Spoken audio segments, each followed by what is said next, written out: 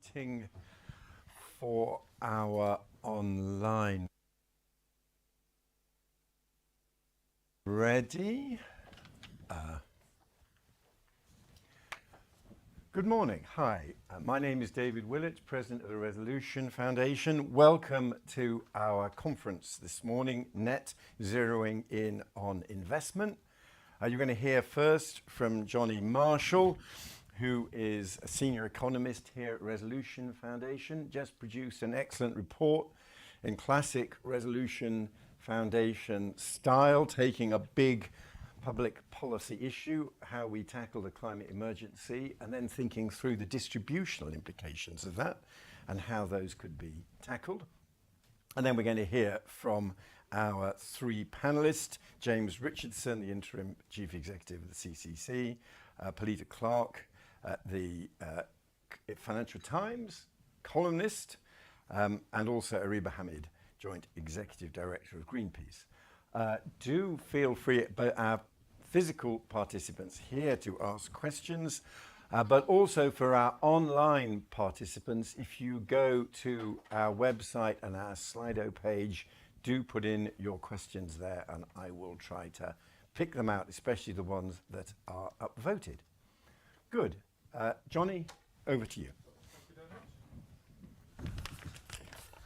Hello everyone, thanks for coming. And before we go in, thanks to the European Climate Foundation for funding this work and all of our net zero work at the Resolution Foundation. So we're here today to talk about the new government we have that has kicked off things with a quick start on climate action and a renewed focus on getting to net zero. You can see some of this evidence in the King's speech, where we've had promising bills on GB energy, on the planning system, on state investment, and through the Crown Estate on offshore wind. But as we saw in the CCC's progress report last week, we can't rely on the power sector alone to meet our carbon targets in the future. So in this presentation, we're going to go through some of the upcoming challenges associated with this more widespread decarbonisation, how low to middle income households could face up to this challenge, and then we're going to discuss what some of the key priorities could be for a new government. So the first chart we're going to talk through today shows how the power sector has been the star of the show to date. This accounts for the majority of decarbonisation since 1990 and the majority of investment into cutting our emissions. About 70% of everything that has been spent since 2010 has gone into the electricity sector. But we're far from the end of the journey in the electricity sector, so meeting the previous targets, those set under the previous government, would have required a doubling in the pace that we cut emissions every year. But that is even higher if we're going to achieve Labour's 2030 target of zero carbon power sector by the end of this decade. But this chart also shows how much more effort is needed elsewhere, specifically that in our homes and that from our cars. So COVID aside, emissions from transport are pretty much unchanged from where they were in 1990. And while that from buildings have fallen a little bit, this progress has largely been due to the lower hanging fruit in there. So this has largely been driven by the ban in 2005 on inefficient gas boilers that has fed through the housing stock, so that in about 2010 only a quarter of homes in England had efficient new condensing boilers, and now it's about 3/4, and that change is much bigger than what we're seeing in insulation. So to get to where we need to go with the red dots on this chart, we need to start insulating walls, insulating houses, instead of just changing our boilers.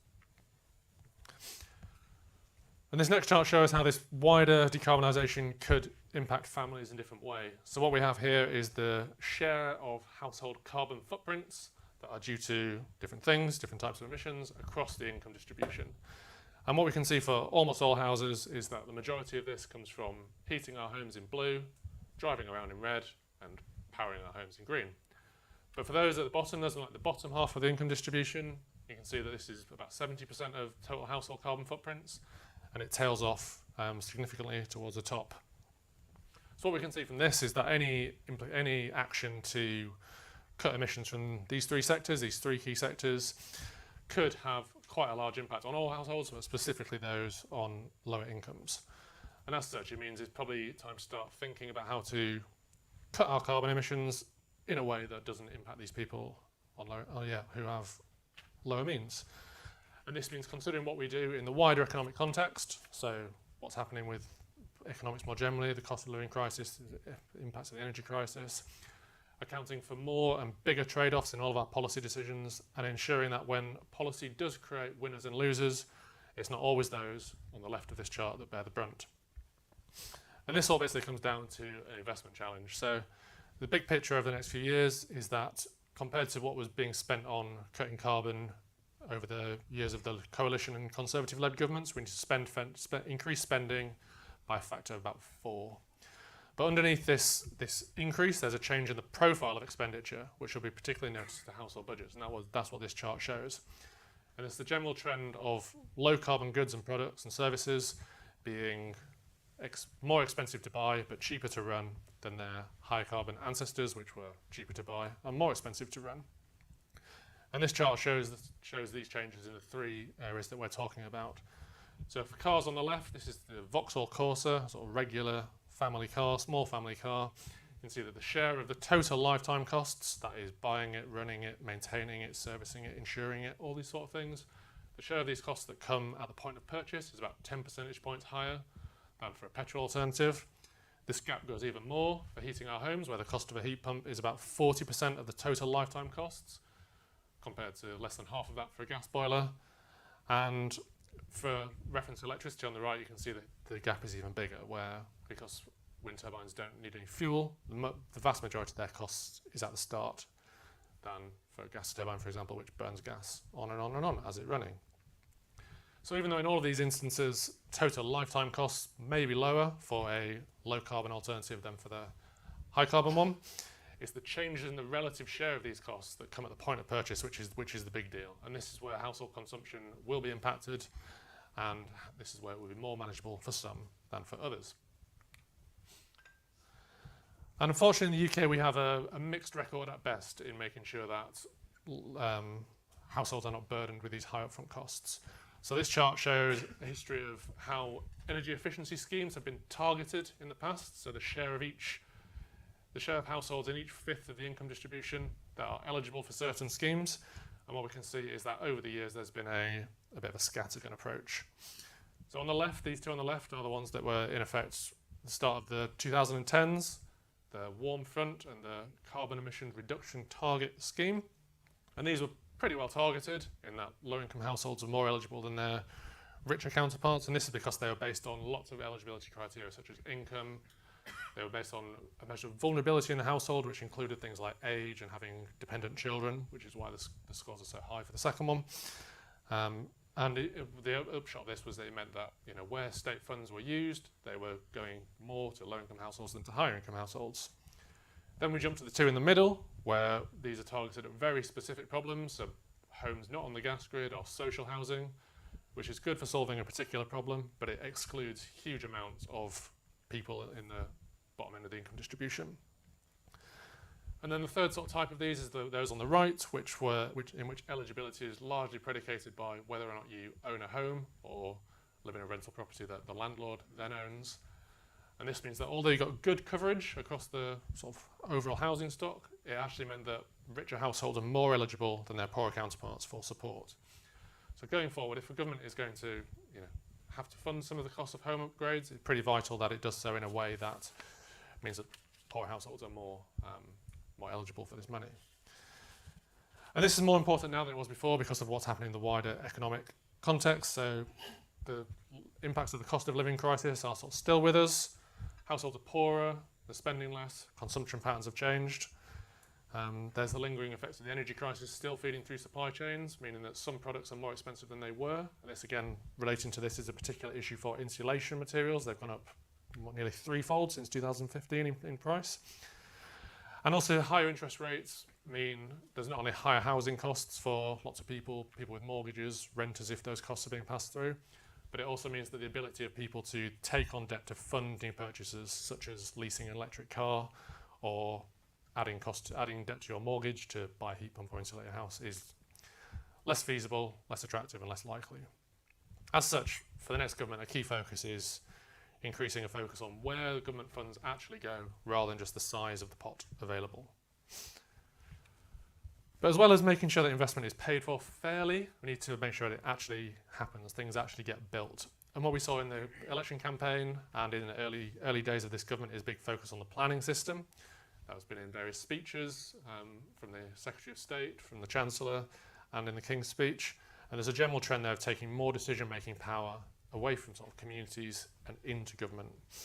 But this action doesn't mean that this resistance will go away.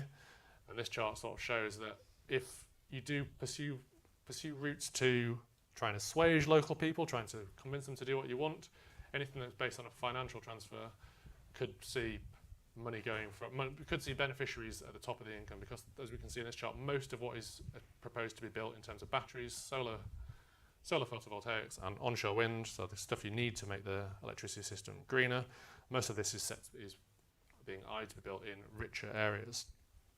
And Labour has said that they want to ensure that communities directly benefit from hosting clean energy.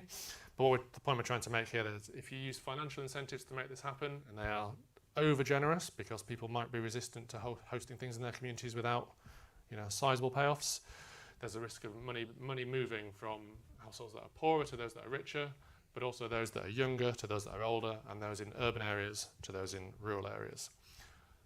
So what's vital here is that before going too headlong into these sort of schemes, it's vital to sort of think about the design of these schemes and the scale of these schemes to make sure that, again, any distributional impacts are as good as they can be. So just to sum up, this new Parliament is one where we need a rapid increase in investment. Much of this investment will fall to households, but could do so in a way which is not affordable for those on lower incomes. So we need to make sure that there's a means testing system to get this right, to avoid overburdening those on lower incomes with high costs. And also we need to make sure that investment can happen and that the planning system doesn't get in the way of it, but anything to ease process through the planning system is done so fairly. Thank you. Thank you very much.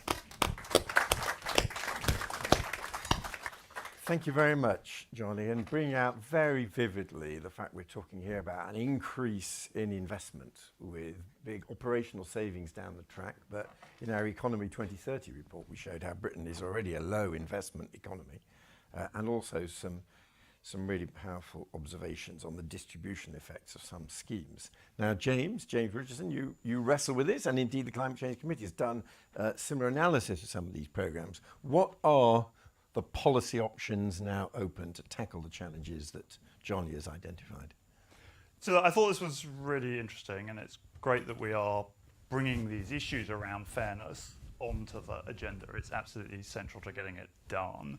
I think the first thing I would say is we shouldn't forget that the people who lose most from climate change will be the people at the bottom of the income scale. So the first policy option is just to get it done, right? I think then you've got to think about this in the round. So the chart you had up a second ago about who lives in the places that the infrastructure is going to go is really interesting. But if providing financial incentives to those people allows us to cut the bureaucratic costs of delivering this and allows us to deliver cheaper electricity to people, then everyone can gain, and it may well be a price worth paying. So I think you have to look not just at one instrument and say every instrument has to be progressive, because that's a route to getting nothing done, frankly.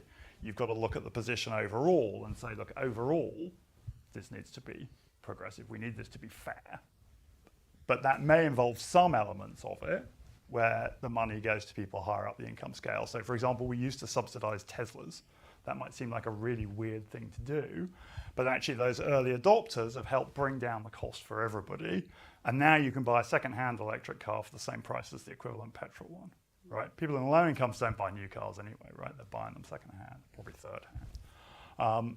And so some of this is about understanding the intertemporal consequences. This, by the way, is a really interesting analytical challenge for you guys and for us, because the early adopters are probably going to be better off.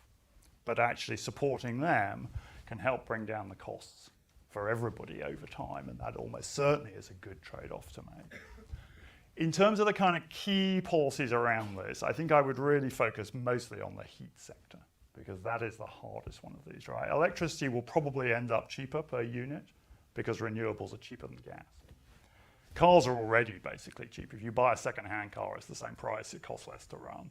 So actually it's a higher share, but it's a higher share of a lower overall amount. So it's not really a big problem, right? Heat is where the challenge is greatest, because overall it is still more expensive to install a heat pump. than it is to run a gas boiler. So I think, what we have said is, look, firstly, you've got to stop adding extra cost to electricity. Electricity is the low carbon option. We need to have cheaper electricity. That's partly around moving some of these levies. But it is also about ensuring that as we do the electricity transformation, we don't add in expensive things. So we don't just kind of underground all the cables, because that's really expensive. We don't pursue expensive generation options, even though some people might like those, because then everybody has more expensive electricity, and that's bad for distribution, it's bad for getting it done. But shifting that balance obviously then means that people who have very high gas costs relative to their electricity potentially lose. What do you do about that? Well, probably the right thing to do about that is to help those people insulate their homes. Target some of that insulation, and people have very high energy bills. Because that's a better combination than saying, oh, well, we can't possibly make gas a bit more expensive. You can get both of these things done. So I think you've got to think about those policy options in the round. And one of the other things that we recommended alongside making electricity cheaper is bringing back the requirement on landlords to insulate their properties, because obviously tenants can't do it. So again, it's kind of thinking about, well, who are the people who are going to be most affected? Tenants often live in the leakiest buildings. They can't insulate their homes. So let's bring that policy back in and think about these kind of packages of things. And then just one final thing I think what I would say is we've got to think about communities in this as well as individuals. There's a small number of communities that have a large number of jobs that are heavily invested in the fossil economy, Aberdeen, Shetland. We've got to have a strategy for those places that brings new high-skilled jobs into those areas. Those might be green jobs in something like floating offshore wind for Aberdeen, or they could be something completely different. But we should start now, because the transformation of those economies is baked in, it's going to happen. You can't fight it. So let's think about what the future for those places is in a low carbon world. Thank you. The Shetland Isles are going to be a centre for rocket launch, by the way, I can tell you. Speaking as a chair of the UK Space Agency, that's how we're going to replace the old jobs. Right, now, Ariba, your observations on these tricky policy trade-offs. Yeah, hi. Thank you for the report. Really interesting. And I think really hit the nail on the head in terms of the key questions. So I think there are three conditions that the policy solution to this challenge have to be met. One, that decarbonisation is not going away, because the costs of not decarbonising are actually higher. So that's one frame we need to look at that. We know that Bank of England has already said there are risks to the economy in terms of unpredictable events like floods or other climate events that will cost the economy more if we don't decarbonise faster. That's one condition that has to be met. The other condition that the Labour government actually won the election on is growth and kickstarting the economy, increasing the productivity. It has suffered from underinvestment chronically. It's one of the least productive economies when it comes to G7, really slow growth. So the Labour government has promised that it will kickstart the growth. And the third condition that has to be met is that the steepest cost need to fall on the broadest shoulders. We cannot pass on these costs to consumers who are already thinking, we're really concerned about climate change, but can we really afford the solutions? That was unfortunately the narrative that did land as the opposition tried to question whether we can afford net zero or not. And we need to strike that right in the bud. So then, to meet these three conditions, it is a question of leadership and ambition more than anything else. And I think the Labour government has also promised that it's going to be fiscally responsible. And this is the argument that they've placed again and again in front of their voters, in front of journalists, in front of commentators and economists, that they are fiscally responsible. And I think in this situation, being fiscally responsible actually means being fiscally bold. It means breaking the self-imposed fiscal rules and finding that money both by borrowing and by taxing. Taxing some ultra-rich 1%, for example, is a popular measure, but they have over and over said they will not do it, which I think they might just have to reconsider that. Borrowing against GDP, this is something that they haven't considered. They keep saying they have to balance the books, but balancing the books for balancing the books' sake seems slightly short-sighted. And I think, again, if you invest upfront, then that economy is going to yield jobs, it's going to yield in productivity, it's going to yield in returns. So that's the serious challenge that the government should wrestle with. And then just to remind them and everybody that they were elected on this mandate. They were elected on a climate and nature mandate. It was very clear. Both independent data and our own data has shown us that climate skepticism, and especially MPs who were openly climate skeptic, about 24 of them lost their seats. So the mandate is really, really clear. The Labour government needs to actually run with it. It needs to improve people's quality of life. That is what they promised. Link it to climate solutions. It's a massive opportunity. Otherwise, we're also seeing the rise of sort of right-wing populism, which is exactly talking about this. How is people's quality of life going to improve if we do climate solutions? And this is an opportunity to show that, to sort of achieve that ambition, but also say that if we install if we give help to people to install heat pumps, their energy bills will come down. And at the same time, GB Energy will help us move away from our reliance on fossil fuels and their volatile pricing. So this is, in some ways, a massive, massive opportunity, but obviously it's a hearts and minds thing. I think it needs ambition and it needs boldness. Thank you very much. Thanks for the first plug for GB Energy as well. I'm sure there'll be others in the rest of the discussion. Now, Palita, what's your view about what policies are viable in the circumstances John just described? Well, I think that we've had some really interesting lessons from other European countries in the last couple of years that I'm sure this government is looking at very closely. But the bad news one, I guess, is the German heat pump experience. And I think James is absolutely right that it's going to be household and building heating that's going to present some of the biggest problems. And I'm sure you're all familiar with what happened there, that you had a very green-minded government tried to introduce some really reasonable measures to encourage people to put more heat pumps into their homes, essentially, and take other action to encourage low-carbon heating. The thing what happened there, it hadn't actually been brought home to me until quite recently, is that there was a huge opposition was raised amongst climate skeptic news organisations, essentially, fed on by some organisations. We all know that then allowed the far right to increase their support, which is very worrying. But what I hadn't really grasped until recently was that there's a knock-on effect from that, which is that climate action in Germany really, the public support for it in some areas really fell back. And in fact, some government members I was speaking to recently were saying, it's a real problem that when we go to actually do the other things that we want to do, this has had a fairly sobering effect on that. And then secondly, it's had a terrible effect on the installation of heat pumps for the first 6 months of this year. Only about half as many were installed as the same period last year.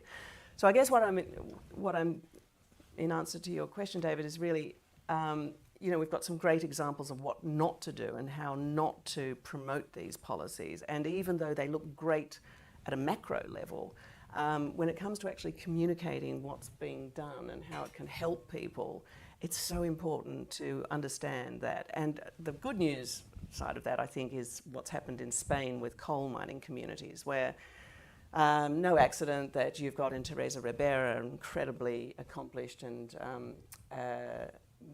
hard-working and bright minister who has a huge background in climate policy, who didn't alone, but was able to sort of work with trade unions, communities that were affected by the closure of coal mines. They did that, and they introduced these policies in 2018. By the time of the 2019 election, the socialist government, its vote actually went up measurably in the areas where it was able to do that. Rich country, able to do this, relatively rich country. As Ariba said, there are lots of constraints on this sort of policy work. But I guess those two examples to me are very much front of mind when I look at the admirable ambition that this government has at the moment, and I am sure they have too.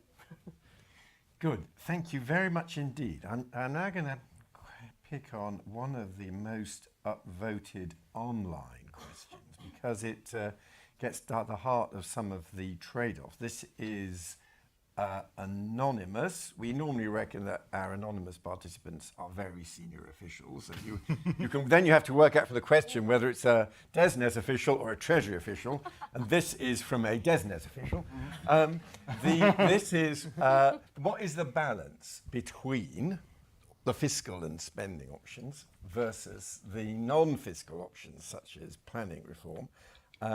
How much can be achieved by planning reform? I'm going to start with Palita on this because when you look at the places where the planning battles are going to be most acute, such as, for example, in Suffolk, and as we try to look at all those pylons that need to be built to bring in the power from offshore wind, I observe that often when ministers arrive in office, one of the things that most shocks them is how all of their decisions are justiciable, how everything has to go through legal challenge.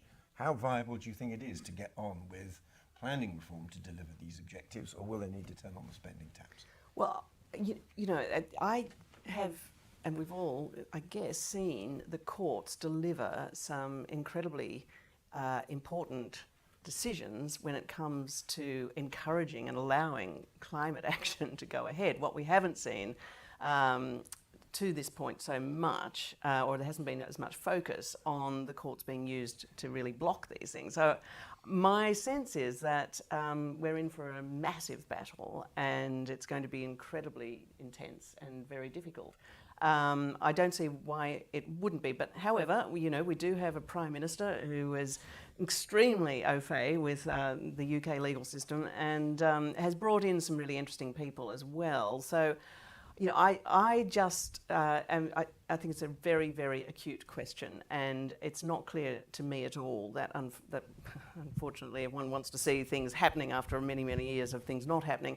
It's not clear to me at all that we're not going to get bogged down very quickly in a lot of big court cases. Now, Ariba, of course, the Green Party, and Greenpeace is completely separate, but it's been noticeable that one of the co-leaders of the Green Party has already spoken up in favour of the natural environment of Suffolk and expressed concern about too many pylons. Give us the Greenpeace perspective on some of those trade-offs. Yeah, I think more than anything else, it's hearts and minds things, isn't it? If local communities have to be won over, yes, we can subsidize the power bills that they're getting. Yes, we can possibly also pay them for giving up their land. But at the end of the day, they have to buy into this thing that they're going to look at every single day. And I wonder, when trains were first introduced, were people like, I don't like that train station, it looks really ugly. And then people started designing beautiful train stations and people started to get into that. So I also think there is a bit of a creative challenge here. We were talking about it earlier, which is that, get Tate Modern to run a competition to design beautiful pylons. I think if it's about aesthetics, then that can be solved. We had a similar debate about windmills in this country a while ago where people were like, it kills so many birds. Actually, not any more than a cat would, or they look ugly. And I think we have gotten over that hump. So I think it is entirely possible if we engage with local communities. And I think Adrian is just sort of reflecting what he's hearing from his communities, which is his job to do as the MP. But I think he also has a job as a leader to show what's possible. And I think, those trade-offs, we make them every day when we leap to new technologies. I don't think this is any different. Yeah, and of course we do, Johnny shows the people that you would be bribing if you're trying to get consent are very likely to be particularly affluent and older. James, how would you approach these trade-offs? So I think to some extent these are actually in separate bits of the overall challenge. So planning is mostly around renewables and grids, right? Some of it in the industrial sector as well, but you tend not to get so many battles if you're building in a kind of industrial cluster because people accept that.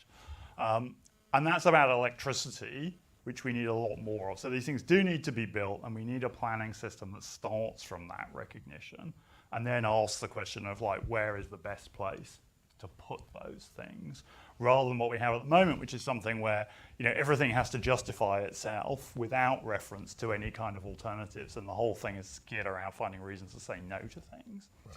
I think if you can get that change in the question so that it's about like, is this a reasonable place to put this given we have to have it, then you should be able to make those decisions relatively quickly. I think the other thing is, yes, these things will end up in court. So let's think about how we accelerate that process. The blight of years and years and years of people arguing about this and debating it doesn't really help anyone, right? You need to make those decisions more swiftly. So can we put more resources into those systems? Can we accelerate the process so that we get the decision quickly and then we get on and build it? Because once it's built, mostly people stop arguing about it, right? The fiscal side is much more about things like heat, some of the industrial transformation, where it's harder to make the economics add up, right? The electricity is going to be cheaper. The cars are going to be cheaper. So there isn't really a strong case for lots and lots of public subsidy. Maybe EV charge points in rural areas or something. But the money is mostly going to be about things like heat, where the economics are more challenging. There's not there's this ridiculous 1 meter rule that we've argued should be removed on planning for heat pumps, but it's not, no one's going to end up in court over that. So yes, you do need money for those things. Actually, the biggest part of that, the boiler upgrade scheme, is in place already. But I think the fiscal is over here and the planning is over here, and we kind of need to get both of them to work rather than it being a trade-off. Right, thanks. Johnny?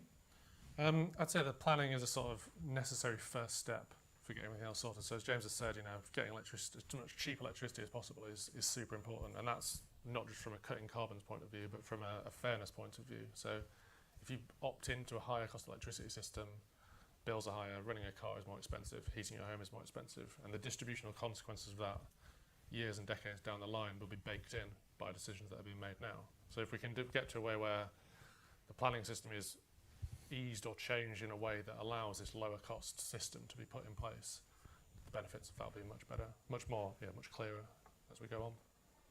Thank you. And in fact, of course, one other feature of the older people in these more affluent areas where things like the pylons need to be built is that that generation to which I belong, we are responsible for 700 to 800 tons of carbon dioxide emissions during our lives, whereas the younger generation, if we're to get anywhere close to net zero, will not be allowed anything like the carbon dioxide emissions we've been responsible for. So we have a particular obligation to do our bit for tackling this challenge.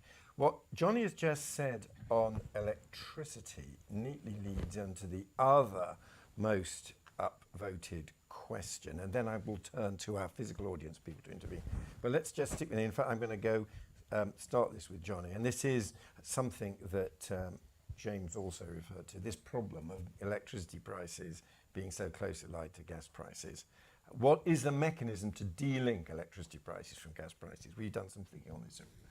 Johnny, what your observation? Yeah, so the latest thinking from within government is to basically just use the contract for difference scheme, so the setting a fixed price for new generation capacity and just drive that basically all the way through the electricity system, so there's nothing left generating at a gas link price, or if it is, it's so far at the margin it will be only providing electricity at that price for a few hours a week or a few hours a month. And that means that the prices that you pay for electricity are set through competitive auction processes, which should, if they're designed well and delivered well, mean that you end up with low cost, clean electricity, not linked to the price of gas. Anita, your views on that? Yeah, I mean, I'm going to be fascinated to see how this actually works and how quickly it can actually be achieved, because I agree that does seem to be the way to do it, but I'm not clear on the actual logistics of it and the mechanism. I guess it hasn't. I think that was accepted by the last government to a large extent, but then we didn't really see very much come out of it. And I'm assuming that this government is going to be coming in and grabbing hold of all of that work, and it's going to be, it's certainly supporting, but they also came in with this manifesto promising hundreds of pounds of cheaper household bills, and what I'm worrying about is that it's actually going to take quite a long time to see these policy reforms feeding through into household bills. I'm not sure if it's going to be possible to do it before the next election. I mean, maybe it is, but it's not clear to me that that's going to be possible. Yeah. Ariba? Yeah, I think the time factor is key here, isn't it? This is that question of when are they going to deliver actual profit to people's ordinary lives? That's the big question. It's like, when are you going to actually implement this policy so that I feel its impact in my daily life? So it's the time is the key factor here, and I actually also don't know how long would it take if they were to do this. But in a competitive market, I think actually this is the electricity pricing market is one that sort of is functioning all right if there is enough competition. If you look at Octopus Energy, some of it is innovative pricing. They are offering options to people which are quite innovative in terms of low prices at different times of the day. So I think that could be one mechanism to try and get some of the prices down quickly. James, you, the Climate Change Committee, you've been doing work on this specific issue, and you referred to it earlier. Give us your thinking about how to deal with it. Yeah, so I think this issue around the kind of link between gas price and electricity prices is not actually this bit of it is not the biggest problem, because as others have said, contracts for difference mean that renewables get paid the strike price. And if the marginal price of electricity from gas is higher than that, as it has been, renewables repay. The reason why we haven't seen that as a big part of today's electricity price is that relatively few of the renewables that have been on the system are at the low strike prices, because those ones are still, to some extent, being built. As those come through, this will become, the marginal cost of electricity in the wholesale market will matter less and less to what consumers pay. Those CFD strike prices will come through. And I think you will start to see that, because a lot of that stuff is being built as we speak and at scale. So more and more of the electricity market will be driven by these strike prices set in auctions. What we're talking about is, the marginal cost that the consumer pays, and that's about these extra levies. Some of those are from the very expensive early renewables. Some of them are from other things. But that distorts the choice that consumers and businesses are making between gas and electricity. So we want to make sure that the right incentives are in place for people, particularly for heat pumps, so that they see a gain when they install a heat pump, because the heat pump's much more efficient. But at the moment, some of that efficiency gain is getting lost on what are kind of pseudo-tax. They're not strictly taxes, but they're kind of pseudo-taxes. And we think that's relatively easy to solve. The previous government promised to solve it. It just didn't deliver on that promise. So you can see a path, given both of those drivers, the coming in of the contract for difference at lower prices and also changing the levy structure, in which electricity prices are falling in the lifetime of this Parliament for most households. Yes, I think that is possible. Partly also, of course, the gas price will fall, and that will also ease the part of electricity that's driven by gas, which will still be something for most of the Parliament. Great, thank you very much. Now I'm going to turn to our physical participants here, and while we just get the mic round, I'm going to also, for our online participants, put up a polling question for you to reflect on. So this is a multiple choice question which gets us to the heart of the NIMBY debate. How do you think the new government should deal with local opposition? Ignore them, bribe them, or listen to them? There are a large number of policy questions, which those are the three responses. And we'll see how people vote when it comes to the energy challenge. But while our online participants reflect on that, let's start with some questions here. And we've got several in. Let's try to collect a bunch. So there's a gentleman there, and I think there's someone over there, and then here. Yeah. Yes, if you could give your name and organisation, that'd be brilliant. Hello, Tobias Berg from Energy UK. One of the things that comes up quite a bit speaking to people in the industry is obviously there's a need to make sure that the incentives are correct in the system to make sure the right stuff gets built in the right place. So I suppose the question that I would ask is, where do you think the key cleavages are between the need to make sure the distributional impacts of the transition are equitable, and yet at the same time there might be the need to make sure incentives are right? And what do you think? Some ideas maybe on what the solutions to those might be. Right. Yep. Then I think there's a question in the front here. Yep. Hi. Ben Cook here from the Times. I've got a question for Jonathan. I saw at the start of the presentation you put a number to to what extent the renewables will have to be built in older constituencies. I was wondering if you could put any numbers to how many will have to be built in the richer constituencies. And I was also just wondering whether, on this question of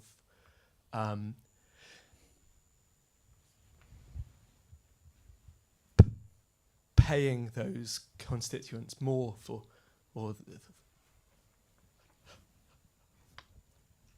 rather allowing them to pay less for their energy as an incentive.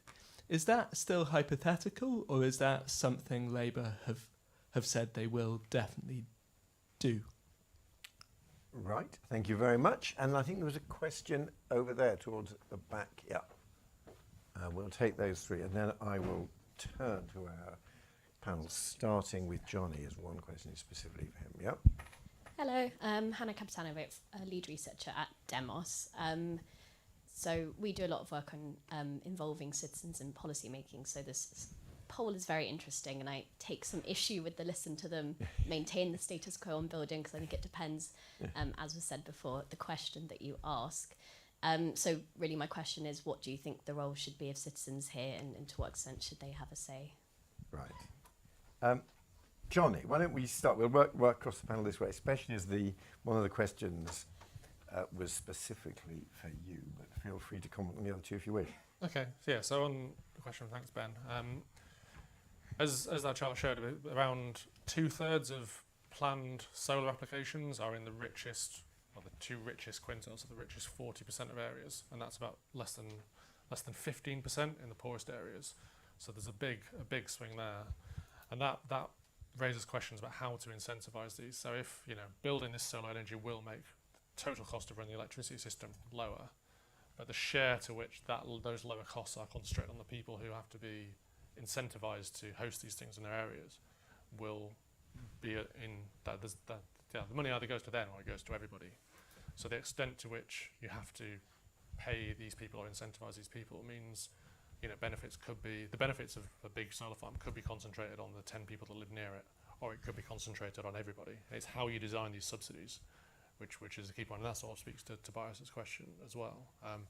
And that's something that we did on like a national level, but you can look at where things are on a local level and the demographics of those areas, and that will probably speak to how best it is to incentivize things in certain places. And on what Labour have actually said in their manifesto, they said they want to reward communities, I think it was in the Clean Mission, the standalone document rather than the actual manifesto, but they want to reward communities for hosting these things, which is very much in line with what the previous government was saying. So I think there's a general expectation that they'll be looking to, financial incentives if needed in that space. And what's your response to James's point that you've got to look at this as a holistic issue across the system rather than looking at each specific policy and thinking of its distributional impact? That is important, but you can't look at, if the answer to it is insulating homes, which often is when people point out tricky questions. It's like if we insulate everyone's home, it'll be fine. But there's an issue with that as a solution, because you can't insulate everyone's home all at once, so bills will go up for some people until then. I think if to have that sort of idea as a backstop is fine, but to make sure you don't bake in unfairness in each step as you go along the way, and then have a bigger problem to solve at the end. So there's analogies there with what we're doing with electricity prices, for example. We're choosing to make electricity more expensive by doing lots of things, and that makes a problem we have to solve. And we could do that elsewhere for other reasons as well. Right. Pelita? Well, I think on Hannah's question, I think it's a really important question about the role for citizens at the moment, because I wonder if, in fact, there has been a bit of a sea change in the way that people are viewing this planning issue and this whole NIMBY issue. I'm not 100% sure about this, and this is really not a good example because it's a case of anecdotal evidence rather than actual hard evidence, but I did think it was interesting to see Nick Timothy tweeting about the government's approval of these very large solar farms. So it was done quite quietly, I think, on a Friday afternoon. Was it this last Friday or the one before? So everything's happening so quickly, and particularly in the US at the moment. But anyway, saying what a disaster this was going to be. And then the response on Twitter was, oh, haven't we had enough of this? There's just so much NIMBY. Are we ever going to get anything done? Okay, very small sample, not necessarily meaningful, but it did make me wonder if, in fact, the role for citizens now who are really wanting to see these big renewables infrastructure projects go ahead is going to be really more important than ever, and there may be much more space there for them to have a say that's meaningful. Mm-hmm. Yeah, and you wrestle with this, Ariba, kind of citizens' engagement and how you build a larger coalition, and sometimes, of course, the green activists also upset people. How do you? What do you recommend as the best approach to citizen engagement? I think the more engaged people are and the more they can link it to their everyday experience, the better it is. Consultations that local governments run, for example, ultra low emission zone was one prime example where we asked Londoners to actually engage in the consultation. They happen in very obscure ways on a website, buried 25 questions in a form, and I think there's a job between the civil society and the citizens to make that accessible, which is what we did, and I think we need to do more and more of that as civil society to say local communities need to have a say and their concerns need to be heard, not just superficially, but really need to wrestle with that. The other way to do it is also forming alliances which are powerful. I think James mentioned right at the start the just transition question for oil workers, for example. And it's quite interesting that first out the gates, the first day of the government, Sharon Graham, who was the CEO of Unite, said the government needs to spend money to find new jobs, transition oil workers into the green economy, otherwise we're not going to support their plans. And I think that's pretty fair, and I think as Greenpeace we support that. So I think finding those alliances, we worked with health practitioners, for example, on air pollution to try and get it over the hump to say, actually, one of the greatest cities in the world should have clean air. That is not up for debate, and it has proven not to be a political hot potato. Like people blamed Uxbridge in the by-elections on the ULS, but it wasn't a thing. It's a complete non-thing. So I think it's a matter of, again, taking people along, finding those messengers that actually people respond to. If they're not responding to activists, they would respond to doctors recommending something, or they would respond to people who are saying, my energy bills went down because the solar power plant came up in my neighborhood, and we need more of that. I love your optimism. There is a view amongst practicing politicians that in a mature democracy with a rich civil society and lots of interest groups, plus lawyers available and some very broad meta laws that can be broadly interpreted, getting these things through is very difficult. And occasionally, and they're not represented here, I must be very careful what I say, and you mentioned things like Uxbridge, there's a view that the Lib Dems in particular are very effective in building up coalitions about these issues. And before I turn to James, I'm going to just share with you the results of our poll. So our participants, here we are. We got a lot of robust centralised, just get on with it, and centralised decision taking. 51% supporting that. Then quite a lot willing to bribe them, and not many people who want to listen to them and stop the progress. So James, what's your view on all that? So I think the role of citizens is really important, and I think you do have to listen to people, but listening to people doesn't mean that every individual citizen gets a veto. You know, we've been doing a citizens panel as part of the work for our 7th carbon budget, which will come out early next year. Actually, most of the people that we've been talking to, and all the polling shows this as well, most people get it on net zero. They're strongly supportive. They understand the need to build some of these things. That's true in rural areas as well as cities. So listening to people doesn't mean giving small groups of people a veto, but I think citizens are behind this. Citizens do want it to be fair, understandably. They have a rather broader conception of fairness than just the income quintiles, and I think that's really, really important. I suspect citizens would think it's fair to provide some compensation to people who are hosting this infrastructure. I don't think people do see it as a bribe. That's normally the language used by the NIMBYs to try and stop money being given that they know removes support from them, right? I think most people think that probably is fair.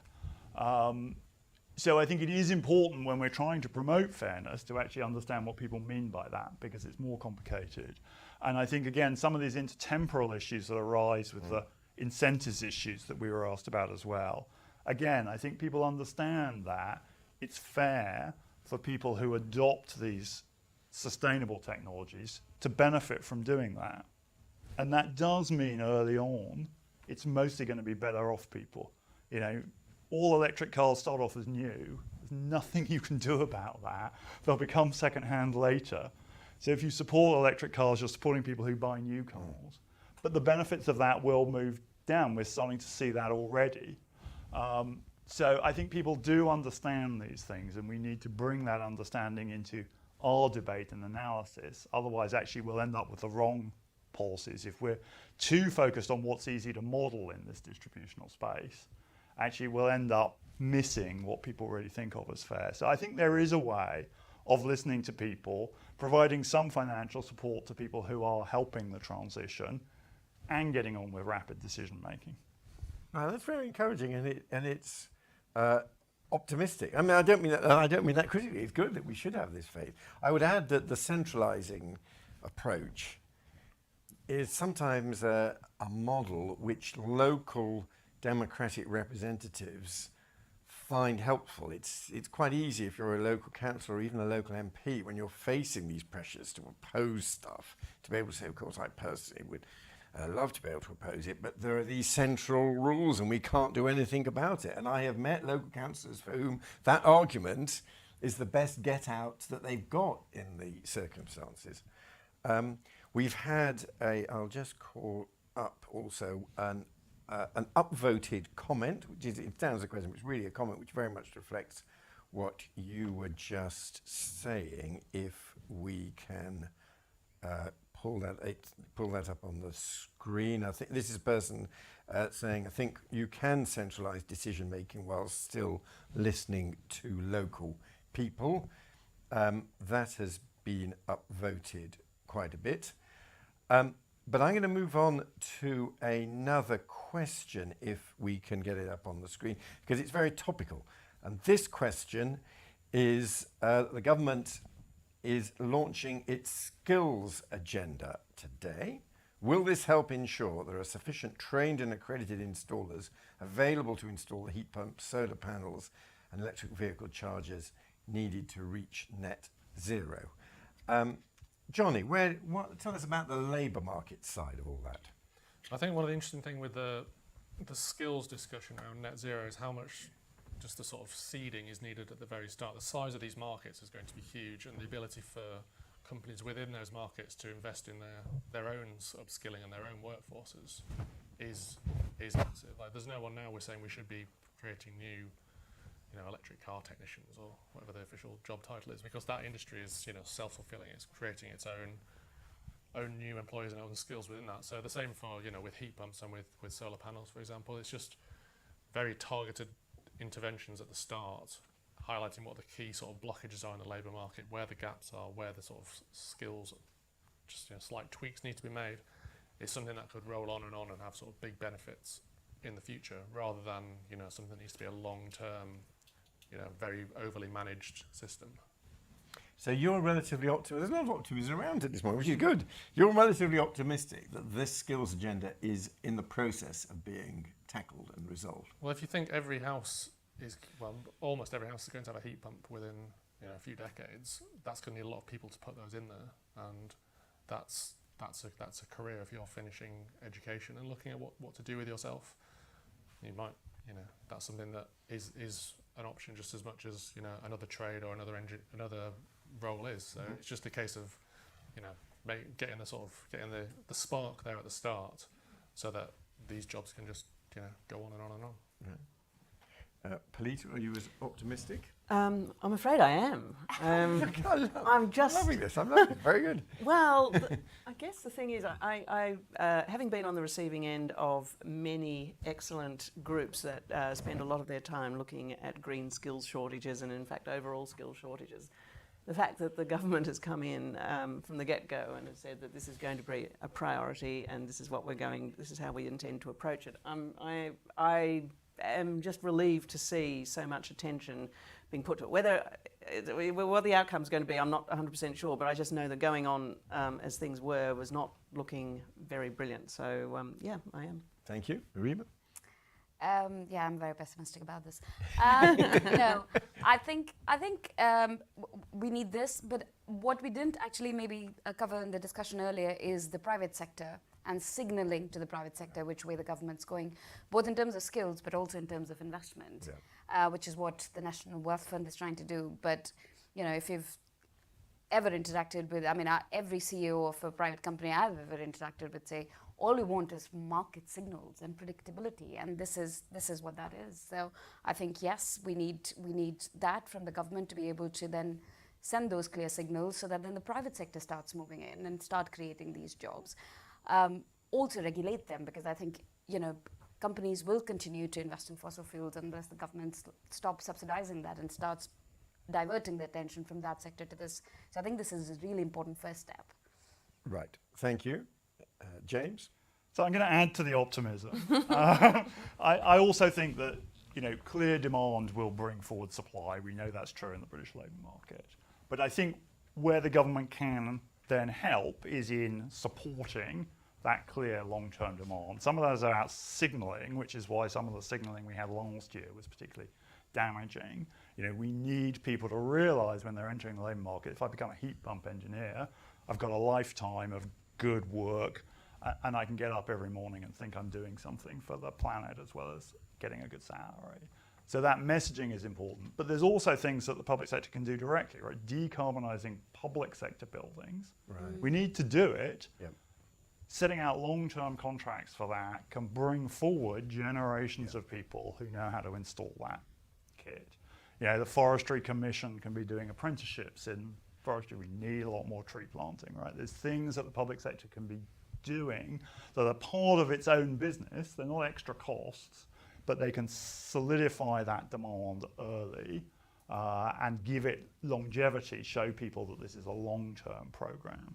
And I think that really helps with this as well as the market. Well, thanks for that great example of how public sector procurement can drive innovation. There's a live debate about this in the science and tech sector, and you've just given a wonderful example of how governments can indeed promote it. Now, let's get some more interventions and comments, I think, from this side of the room, which we didn't hear from before. Yeah, there's a group of questions, and let's try to take them all. So there's a gentleman there with his, and give your name and organisation. Hi, yeah, I'm Jacob. I work at Jacob Archbold. I work at Stonehaven. It's been really good to hear all the optimism, but I want to just ask, we have been talking a lot about generating electricity. What do you think the government should do when it comes to a plan for storing it? Because there will be a lot more produced. Do they need a plan on that? Thanks. Yeah, and then there was some other two other there, and then down towards the front. Yeah. Thanks. Icaro Rebolero from the Tony Blair Institute. I guess one of the things that I've heard throughout the panel is kind of different goals. So there's the emissions reduction, economic growth. You want to create jobs, reduce inequality, and address the cost of living. And I guess usually when you have one tool to address many objectives, you kind of may fail in all of them.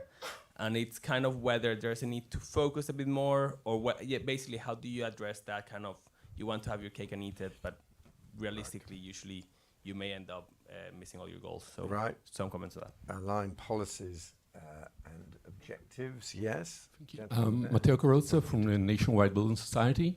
So in terms of what other governments' policies can teach us, you've mentioned before the policy in Germany. Now, if the greatest challenge is in fact heating, as mentioned here, then obviously the greatest focus should be on insulating poorly insulated buildings, because there's no point having an EF-rated house and then planning to run it on a heat pump. Just never going to work. So is there anything to learn there from, for example, the 110% super bonus policy in Italy, where essentially the government said, yeah, you can renovate whatever you want, and we're just going to pick up the bill. It's fully tax deductible.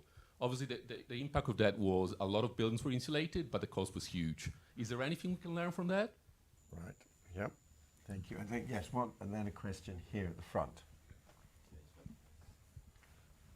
Hi, my name is Jordan Dilworth. I'm a researcher at EFG. So my question is mainly around community ownership, because part of Labour's manifesto, their local power plan was to allocate resources to local government, but also the community ownership of energy assets, where the community would have an ownership in the asset rather than just being consulted upon.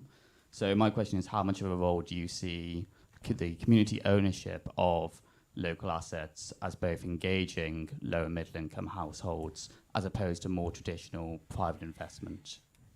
Right. Thank you for 4 very interesting questions. Let's start with you, Reba. Yeah, thank you.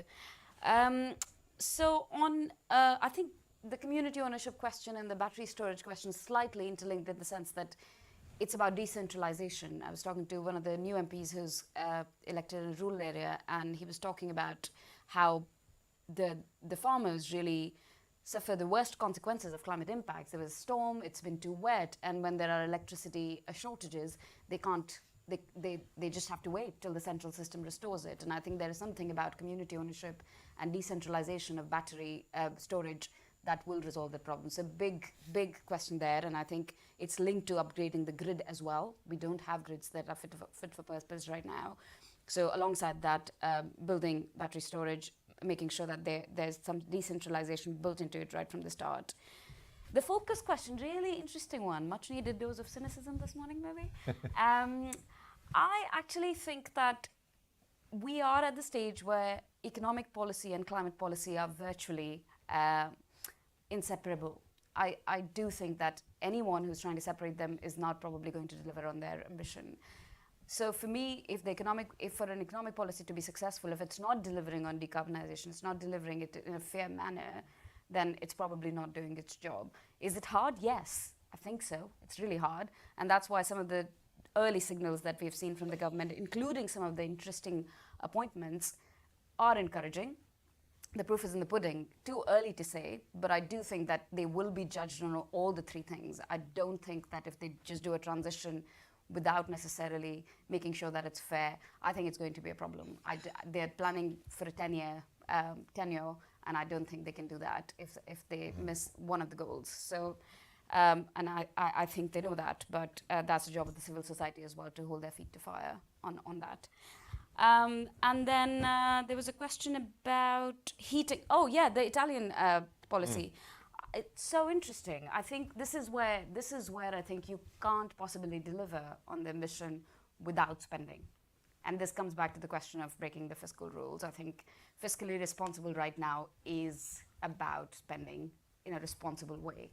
To be the adults in the room to say, we are taking this deliberate decision because investment is needed. That's what you do when you start a new business. That's what you do when you buy a house, because you see yourself living in it for a while, and you know that your quality of life is going to improve. So I think that's what's needed. I think they should, if they can do something like that, that might actually be a totally different story from what we saw in Germany, for example.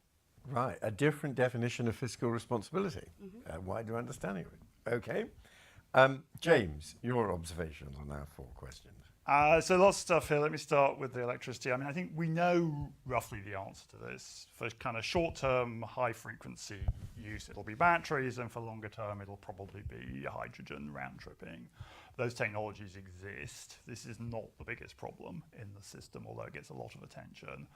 People will also be able to store a lot of power locally in their cars and run their houses off it if the grid disconnects. Now, that requires kit that we're not currently installing, but it is technically entirely feasible, and that's a huge benefit for people in rural areas, particularly who tend to get disconnected in storms and so on. So I think that is a big opportunity rather than a risk to the system. Battery prices have fallen by 90% in the last 10 years, and they show no signs of stopping. So that, I think, is a relatively easy bit of all of this. Moving to one of the difficult bits, heating. I think insulation is great, but it only gets you so far. We need to be rolling out heat pumps as fast as we can. Fortunately, we do know how to do that, and it is the money. You know, lots of countries around the world, particularly across Europe, are seeing 40% plus annual average growth rates, exponential growth in heat pump take-up, because they've got the financial incentives right, and they've got rid of kind of planning type barriers that we have in this country. Italy has done pretty well. The Netherlands, which is the country most similar to us in terms of its heating, seeing these things France. So we can get it right, but it is about the money. You've got to make it worthwhile for people. But it is doable. And in some ways, it's probably easier than insulation, which has always been really, really hard, although I'm not saying we shouldn't try and do insulation as well. In kind of focus, cake and eat it, I mean, I do think a lot of these things can complement each other. And the British government can do more than one thing, right? We reformed the education system in the middle of the Second World War. The government has lots of instruments. It doesn't just have one instrument. It won't be perfect. If you want perfection on any one of these things, of course you'll be disappointed. But if you want growth, decarbonisation and equity, that is an achievable combination. It's just hard. But that's what we have a government for, right? Government has a lot of capability. So I don't think there will always be trade-offs at the margin. You always have to make some choices, but in the round, I think you can deliver those things. Mostly because fossil technologies are really inefficient. Right? They're terrible technologies. So replacing them is good for growth, and it's good for carbon, and it's good for energy security. Community ownership. I mean, I think it is a way of helping in some places, right? People who want to get stuck in and do this, we should make that straightforward for people. But we need hundreds of billions of pounds worth of investment, and communities don't have those kind of balance sheets. So we also need big companies with big balance sheets that can deliver thousands of turbines and hundreds of thousands of solar panels, as well as people sticking them on the roofs. I got them on my roof, I love them. But we need hundreds of thousands. So a lot of this is going to be people with big balance sheets. The state has a big balance sheet, private companies have a big balance sheet, communities mostly don't. Palita, particularly with your wider role in the FT, I mean, we've heard some examples from other countries. We've heard Italy and Germany both referred to in those questions. As you look beyond the UK, what's happening across Europe and more widely, tell us how we compare with what they're doing, and are these other initiatives, such as the bold one, I think, from Italy that was cited, things that we can learn from? Absolutely, I think. And actually on the banking question specifically, since I think, did you say you were from Nationwide? I think the German banks did a great job some years ago of basically making it very easy for green energy consumers to go in and do a bit of sort of almost one-stop shopping when it came to things like insulation. I'm not sure how well that lasted, but in general, this idea that there is a way where ordinary consumers, no matter what their income levels, who want to know more about this but are confused about what grants might be available, whether they qualify, where they're going to get a builder from, where they get a trader from, are these people all trustworthy? If there's a sort of one-stop place for them to do that, I've spoken to people in New England in the US, for example, where they had, despite their exceedingly severe winters, managed to have extremely high uptake of heat pumps, to the point that if anybody was interested in heat pumps around the world, that became the hotspot for some time. And because the utilities there actually were playing the bigger role in supplying this sort of very much on-the-ground information to people. And I really think Ireland's done quite a good job, and parts of Ireland have done a similar job, of basically making it simple for people, because even people with the means to do this, who definitely want to do it, they're bamboozled, they're confused, and it's not clear, and it's a hard thing for government to do, I think, probably. I think Octopus has done probably a pretty good job in this country of making that sort of idea that you can get your heat pump, your electric car, your lower energy bills from this company. But actually it needs to be a bit more than that, I think. And one way of doing it would be to try to come up with these sort of one-stop shop, green shops. Right, thank you for that. Johnny, I mean, your comments on those questions, in particular this issue which is relevant for us at Resolution, about whether everything can be achieved because everything is complementary, or to what extent there are distributional issues, which you've shown in today's paper and in some of your previous work. Yeah, I think that's a key point. I mean, almost everything we do here shows that things are bad distributionally unless you take that sort of issue front and centre of what you're doing. And lots of policies that happened in the past to cut carbon have shifted costs around in a way that aren't the fairest. So what's an example? Like the feed-in tariff, for example, you pay people to put solar panels on their roofs.